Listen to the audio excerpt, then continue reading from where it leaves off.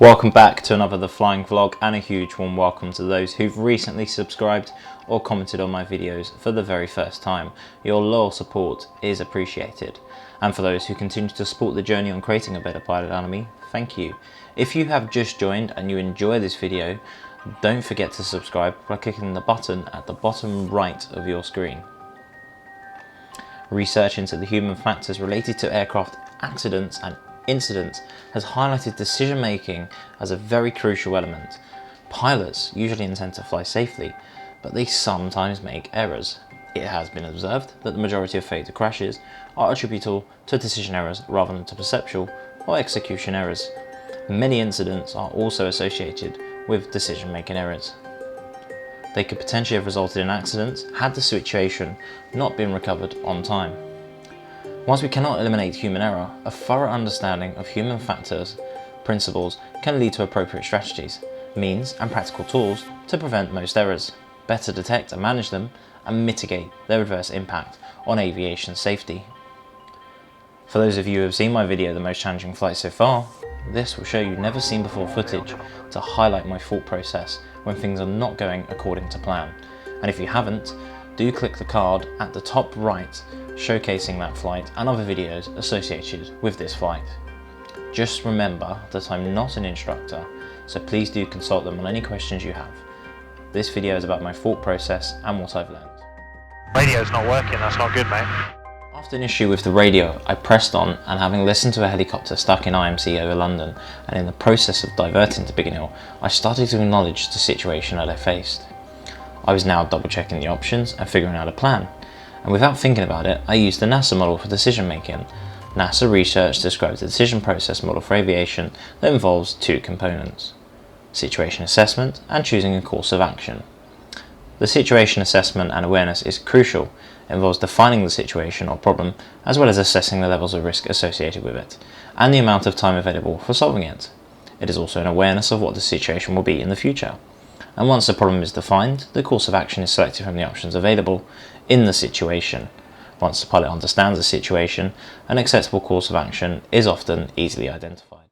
Golf November Yankee, I have the TAF for London City ready to copy. Go ahead for Golf November Yankee.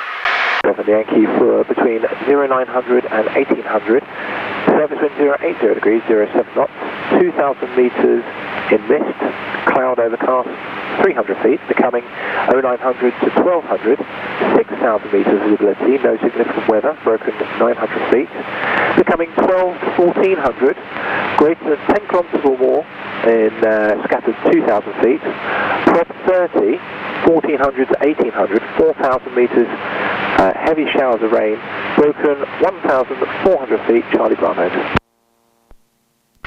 Roger, that's copied. We're just considering our options at the moment, so Southampton is VMC, correct? I'll bring it back up, just make sure nothing's changed. And Golf November Yankee still saying greater than 10 kilometres or more visibility with showers in the vicinity, scattered 1,000. That's copied, and stand by. At this point, I give my passengers a NITS brief. N for nature of the incident and what the emergency is. In this case, it's a diversion and not an emergency. I for the intention or the action that I wish to take. T for time available and how long until landing. S for any special instructions which may assist my passengers and their comfort, or ATC. Good morning, London Information on 51 Echo Tango. Ryanair 51 Echo Tango, London Information. Good morning, pass message. I'm just considering where to go at the moment. We won't be able to get to Stapleford. Yeah. Birmingham and Luton. We're going to have to divert somewhere. In the UK, hopefully. I've got enough fuel to get back for my one land in the UK. But then we can obviously fly on this afternoon. Probably go into Shore off the south coast. And then in the afternoon or lunchtime we'll fly up. Visibility 10 kilometres or more. Broken, cloud, 1,000 feet. I'm just considering at the moment. It's just the weather's really bad. 06, QNH 1001. And the Luton Auto 850 is an automated METAR. Surface wind 040 degrees, 06 knots. Variable between 330 degrees and 050 degrees. 1,900 metres in mist, cloud overcast, 200 feet. Temperature plus 07, dew point plus 07, QNH 1000 hectopascals. Well, it's 1001, 1000 copied respectively. Many thanks. Enjoy your day. And yourself. I'm now declaring my fuel status for single pilot and inaccurate gauges. It would be when my trip fuel ends. At this point, I'd rather be on the ground. I always add 5% contingency to allow for any longer than anticipated flight times. So this is a rough figure that by this point I need to be diverting. Go to the Yankee London Flight. When you've made your decision, say, let us know and we'll start organising things for you. Yeah, Roger, we're just trying to think about it at the moment. We've got enough fuel anyway. We're probably going to consider either La Torque. What's the visibility at Biggin in the cloud base? Well, just stand by. I imagine that will probably be worse because it's on the hill, but give me 2 seconds. You'll see at this point I'm making mistakes, stating my intentions for La Torque, but asking the weather for Biggin Hill. Can you think why I did this? Golf November Yankee, have the weather for Biggin Hill when ready to copy. Go ahead, Golf November Yankee. Roger, 0850 weather, south of 060 degrees, 05 knots, variable between 030 degrees and 100. The visibility 500 metres. On runway 21, the RVR is 550 metres in fog, cloud, overcast 200 feet, temperature plus 09, dew point plus 09, QNH 1000 hectopascals. The rating wouldn't allow that kind of weather. I then finally get my act together and request the La Torque weather. That's copied. That's probably too below our rating. We are really considering our options at the moment. Do you know what the weather for La Torque is like? Governor Yankee, the La Torque weather recorded at time 0900 is an automated METAR. Surface wind 110 degrees, 09 knots. Visibility 10 kilometers or more. Cloud broken 1,100 feet with 3 dashes afterwards. Cloud overcast at 8,400 feet with 3 dashes afterwards. Temperature plus 13, dew point plus 11. QNH 909 hectopascals. Becoming scattered at 2,000 feet. Peer pressure for get there itis is very evident here. I had to be very firm on my decisions. There is, however, a mute button on the aircraft, but I don't think it's appropriate with nervous passengers. At the UK? Hold on, mate, I'm trying to think of what to do here. Might have to go back to France. Everywhere's fogged out. I'm struggling with the options and need to go somewhere that has instrument capabilities in the UK. At this point, I wish I had the full IR. Go November Yankee, London information. Go ahead, Golf November Yankee. November Yankee, both Bembridge and Sandown are not answering the phone. We believe that Bembridge is not manned during the week according to the message. But if you do divert to Bembridge, there is a message on there saying that do not use the grass taxiways. Okay, yep, that's fine. Okay, we're kind of struggling with the options here. Southend, what's the option for Southend? Sorry, stand by. Golf November Yankee, visibility at Southend is 4,000 metres in mist, cloud overcast 400 feet. Yeah, that's not a good option either. Southend was doable, but for me personally, that's category 1 ILS minimums and something I wasn't confident in. What's the option for Bournemouth? Bye-bye. Bournemouth I've flown to, so that would be a good option for familiarity. Bournemouth is 7,000 metres visibility with broken clouds 600 feet. That's copied. So the only option really is probably Southampton or Bournemouth. They're looking like the best options at the moment. Did you want me to head look northbound from there? Yeah, potentially Oxford. What we're going to do is we're going to make a left turn now towards Bournemouth and Southampton. We've flown into Bournemouth before, so that's probably the best option. Southend, obviously I do have an IMC rating, but the cloud base is a bit too low for me. What's the current weather for Southampton again? Okay, the weather for Southampton is visibility 10 kilometres or more, showers in the vicinity, few cloud 800 feet, broken 1,000 feet, broken 2,300 feet. The best weather is in the Solent. Seems like an ideal option, and the Bournemouth option was broken 800 confirmed. I think we've just killed our system with the weather stand by for it. Yeah, we're probably going to have to divert on this one. Plymouth Danger Area Crossing Service. London is very helpful in organising and preempting my routing. Golf November Yankee, for the moment, the ports danger areas are all reported as active, and if you let me know if you want to go through them, we'll see if we can organise the danger area crossing service for you. We're remaining outside at the moment, Golf November Yankee. Other options to consider, such as Oxford, and as far out, such as Exeter. Further north, Oxford is at 9 kilometres visibility, broken cloud 500 feet, overcast 700 feet. Yeah, it looks like the better option is probably the Southampton Bournemouth option, so we'll track towards there. However, if we find a gap, we'll probably ditch it into the Isle of Wight. Roger, that's all copied. So we're going to route towards the Solent at the moment. Roger. I start making a left turn towards the Solent area, and I'm becoming confident that this was the right course of action. Bournemouth is 7 kilometres with broken cloud at 600 feet. Southampton is 10 kilometres or more.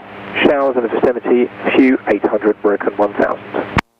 Risk of showers, but most likely very small, but potentially might be bumpy. At this point I want to secure the aircraft before entering full IMC, making sure that nothing would escape or move out of its location, and that everyone was strapped in and secure, ready for landing.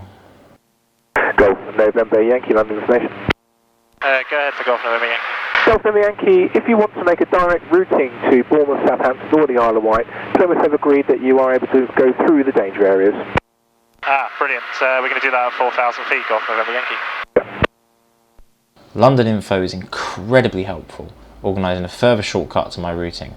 If you ever need help, them or 1215 for distress and diversion. Incredibly helpful. And Golf November Yankee, do you know if Shoreham has an instant cloud base? November Yankee, stand by, I'll give them a call. I'm checking the option of Shoreham was en route to Solent. When you're in this box, you want to know how you can get out and what's the best thing to do. Golf November Yankee, London information. The weather at Shoreham is pretty much the same as the 0920. Roger, that's copied. So the better option is probably Southampton Bournemouth. At this moment in time, they're showing that they have the better weather in the area. Roger. London is extremely helpful to make the decision. I've let them know a bit of critical information about my fuel, so they kind of know that the situation requires an immediate response. And November Yankee, once you've made the decision, so if you let us know, we'll make the arrangements for you to divert in. Yeah, we're just on top at the moment. We're just trying to make our decisions. We're probably about half an hour from being fuel critical. Roger, copied. I was getting pretty nervous at this point, and I start making silly remarks. I then mention how expensive Southampton would be. Whilst I'll be open to criticism about this, I've kept it in simply to show you that this is the wrong thinking. Divert at no cost, forget the cost. The biggest cost is your life lost. And in the UK we have the Strasser scheme, which allows you to divert, and you don't have to pay these costs. It's a shame there isn't a airport in the channel right now, because we could actually probably land there. Keep an eye over the carrier. We're going to have to land at Southampton or Bournemouth. Yeah, mate, that's going to cost me a shitload of money, but... Really? Southampton's like £1,000. London information, pipeline 84. Pipeline 84, London information, pass message. Hi there, sir. Yeah, we're getting close to Carlisle, and even though you're doing a fantastic job, we're going to have to leave you. Pipeline 84, Roger, all copied. And free call Carlisle 123.6. Squawk 7. Question, you're on 0036. Disregard that. 1236. Thanks a lot, sir. We'll speak to you later. Good luck. Thank you, good day. My passengers are getting very nervous at this point and checking if we've got enough fuel. I think they started to grasp the situation, and you'll get a feel of how everything was coming together. And for Golf November Yankee. November Yankee, pass message. Just out of interest, do you know what the weather on the Solent's like? November Yankee, Roger, standby. Have enough fuel? Just about, mate. Land soon then. Yeah, that's what I'm going towards this area here. It looks clear here, doesn't it? Golf November Yankee, we've got no real way of finding out the weather on the Solent, but if we call Leon Solent, the heliport in the small airfield, would that work for you? Yeah, we was also considering that option. Where we are at the moment is clear, so I'm hoping this weather's moving through. Roger. Golf November Yankee, I have the unofficial observation from Solent, if you're ready to copy. Go ahead for Golf November Yankee. They are estimating cloud base at 500 feet, towards the coast visibility of approximately 1,000 metres, inland visibility of approximately 2,000 metres. That's copied, Golf November Yankee. And they've reported they're currently in drizzle as well. Roger. Checking the Southampton cloud base just to make sure that it is what it is and it hasn't deteriorated. And the Southampton current cloud base?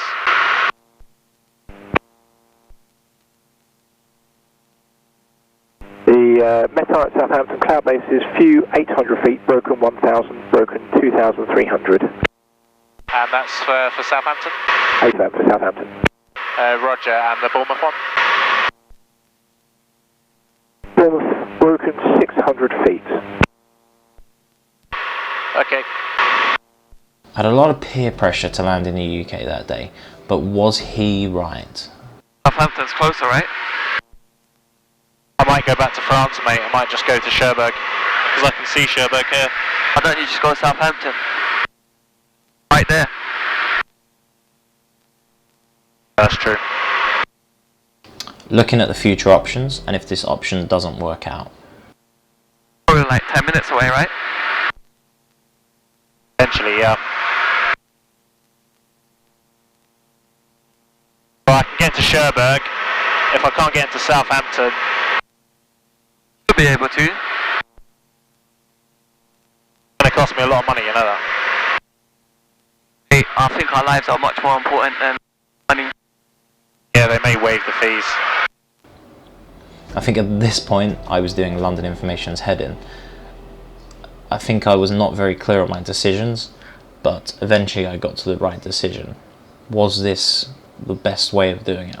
And Golf November Yankee? Golf November Yankee, pass message. Yeah, we are just going to make our decision in just 2 seconds. Just confirm the weather for Cherbourg for us, if you can. Was that for Cherbourg, sir? Yeah, when we went over it, it was VMC, so that's another option. If we can't get into Southampton, we'll go back to Cherbourg. But I'm guessing Southampton will take us on an emergency. Roger. Golf November Yankee, I've got the weather for Cherbourg. It's showing automated test, METAR again. Visibility is greater than 10 kilometres or more, with broken cloud 900 feet, becoming broken 2,000 feet. That's copied. And just one more time for Southampton. Southampton is still showing few 800 feet, broken 1,000, broken 2,300. Okay, I think that's going to be our better option, actually. Roger, shall we organise a divert to Southampton? AFM. Roger.